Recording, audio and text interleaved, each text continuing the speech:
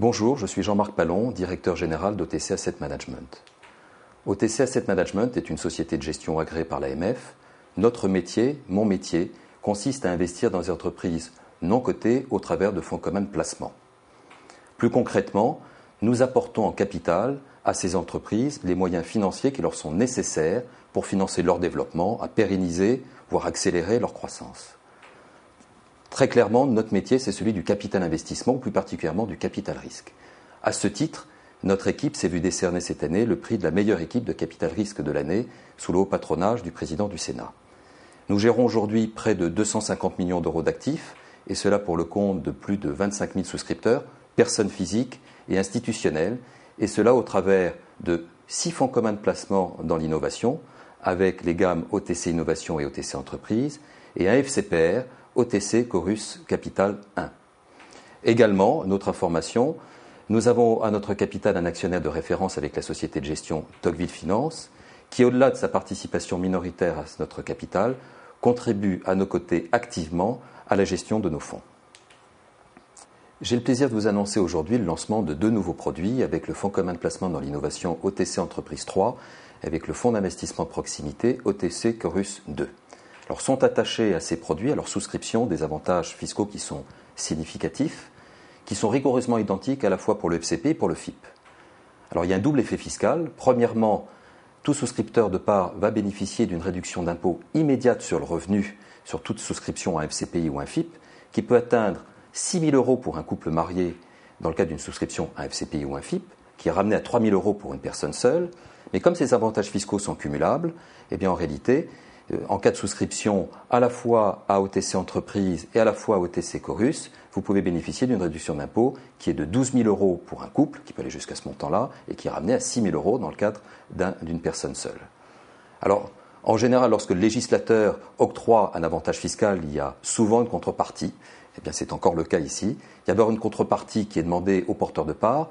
On lui demande, et c'est le législateur, lui impose de conserver son épargne durant toute la vie du fonds, qui est de chez nous de 8 ans, et cela hors, bien évidemment, les cas légaux qui sont de décès, d'invalidité et de licenciement, qui font que le porteur de part ou ses héritiers peut à tout moment revendre ses parts s'il le souhaite, ce qui n'est pas une obligation, et cela sans remise en cause des avantages fiscaux.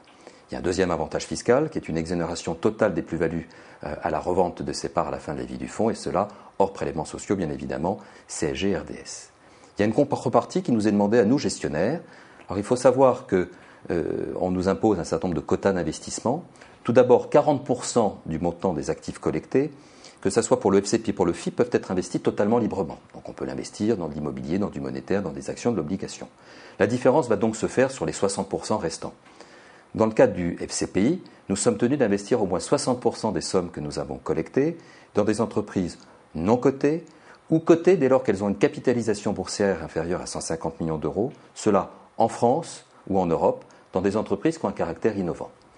Concernant un FIP, le FIP, le gestionnaire est tenu d'investir au moins 60% des sommes qui ont été collectées, cette fois dans des entreprises régionales, mais dans 3 régions limitrophes qui auront été préalablement choisies par le gestionnaire, et nous sommes tenus par ces 3 régions jusqu'à la fin de la vie du fonds. Par ailleurs, il y a des contraintes qui s'imposent aux gestionnaires de FIP. Nous ne pouvons pas investir dans des entreprises qui dépassent une certaine taille en matière de chiffre d'affaires et de total bilan, qui sont des contraintes qui n'existent pas, par contre, pour les gestionnaires de FCPI. Alors, on nous pose souvent la question FCPI-FIP. Je crois qu'il faut être très très clair. Ce sont 2 produits qui ont un profil de risque rigoureusement identique. Au bout du compte, il s'agit d'investir dans des PME qui ont leurs propres risques inhérents liés à leur marché, à leur management, à leurs produits. Donc ça, c'est une chose qui est très simple. Cependant, c'est vrai que le FCPI, probablement pour nous permet de saisir un plus grand nombre d'opportunités en France et en Europe dans des entreprises de taille significative qui ont un caractère innovant. Et s'agissant de ce caractère innovant, aujourd'hui, bien sûr, il est le fait de sociétés technologiques ou issues des sciences de la vie, par exemple, mais c'est également le fait de sociétés qui évoluent sur des marchés très traditionnels, des secteurs traditionnels de l'industrie et des services. Et lorsque ce caractère innovant n'est pas suffisant, on a toujours la possibilité d'investir à travers un FIP, mais là uniquement dans 3 régions limitrophes et dans des tailles de sociétés qui sont de taille peut-être parfois un peu plus limitée. Alors nous concernant, nous avons opté, et cela depuis la création d'OTC Asset Management pour nos produits, pour une stratégie d'investissement diversifiée, et cela pour moins de risques. à savoir que nous investissons sur deux classes d'actifs, du non coté et du coté, qui sont deux classes d'actifs qui vont évoluer de manière décorrélée tout au long du temps. Alors en ce qui nous concerne, 40% de l'actif du fonds sera investi de toute façon de manière au minimum, et c'est un minimum dans des entreprises non cotées, lorsqu'il s'agit d'un FCPI dans des sociétés en France et en Europe qui ont un caractère innovant, et lorsqu'il s'agit d'un FIP, dans des entreprises régionales, sachant que nous avons choisi en ce qui nous concerne les régions Île-de-France, Bourgogne et Rhône-Alpes, 3 régions limitrophes. 20% du total de l'actif du fonds sera investi dans des entreprises cotées, dont la capitalisation boursière est inférieure à 150 millions d'euros. En France et en Europe, pour la partie FCPI, dans les sociétés qui ont un caractère innovant, et puis pour la partie FIP, dans des sociétés cotées, mais qui devront être basées en Île-de-France, en Bourgogne et en Rhône-Alpes. Et enfin, 40% du fonds, lui, sera investi de manière, alors c'est la partie libre, ce qu'on appelle la partie libre, sera investi chez nous de manière active, et cela par Tocqueville Finance à travers une gamme d'OPCM de Tocqueville Finance dans des fonds tels que Ulysse ou Tocqueville Dividende. Alors, concernant la partie cotée, celle-ci est assurée, je crois que vous l'avez compris, par Tocqueville Finance, et plus particulièrement par l'équipe animée par Marc Tournier, qui est directeur de la gestion collective de Tocqueville Finance. C'est une gestion qui nous va bien, parce que c'est une gestion au-delà du fait qu'elle a été régulièrement récompensée, elle a surtout été récompensée pour la qualité et la régularité de ses performances. C'est une gestion value qui nous va très bien, parce qu'on gère, nous, sur du long terme, 8 ans c'est très long, et elle a su démontrer que lorsque les marchés étaient haussiers, ce qui est quand même le cas depuis 5 ou 6 ans, mais ce ne sera peut-être pas toujours le cas, eh bien, elle suit bien les indices, elle fait même mieux que les indices dans le cas de Tocqueville.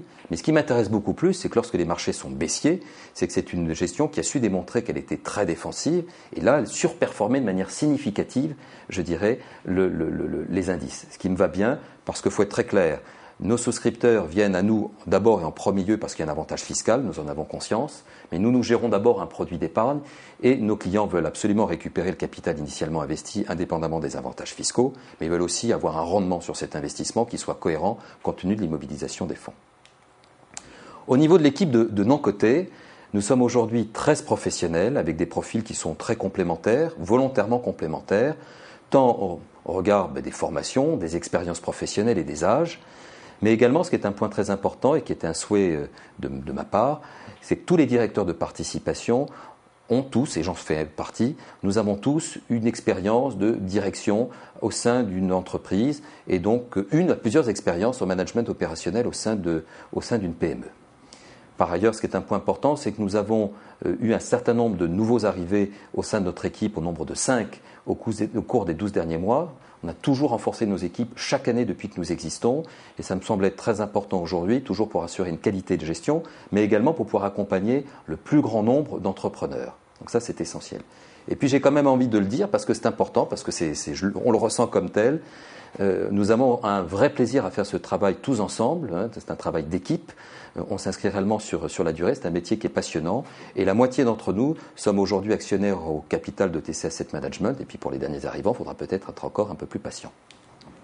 Alors, on a eu la chance, cette année, on a été assez honorés, puisque nous avons eu un prix qui nous a été décerné sous le haut patronage du président du Sénat, un prix qui nous a été remis par Charles de Croisset, président du jury, vice-président de Goldman Sachs, qui nous a remis le prix de la meilleure équipe de capital risque de l'année.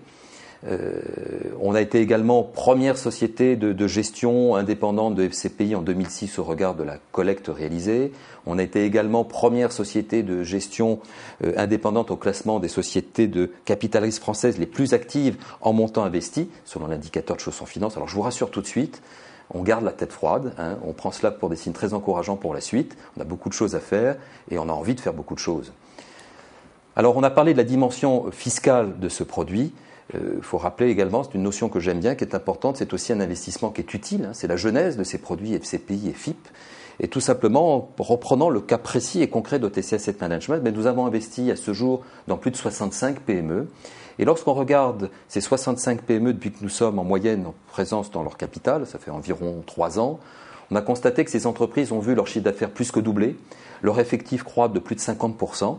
L'ensemble de ces entreprises représente aujourd'hui un chiffre d'affaires d'un peu plus d'1,2 milliard d'euros. Elles emploient près de 6 500 personnes. Et donc, lorsqu'on crée comme cela de la valeur économique pour ces entreprises qui font notre tissu économique, eh bien, nécessairement, nous créons de la valeur économique également pour leurs actionnaires, pour nos porteurs de parts de nos fonds. Pour moi, c'est une transition qui est donnée pour quand même vous éclairer sur les performances de nos fonds à date.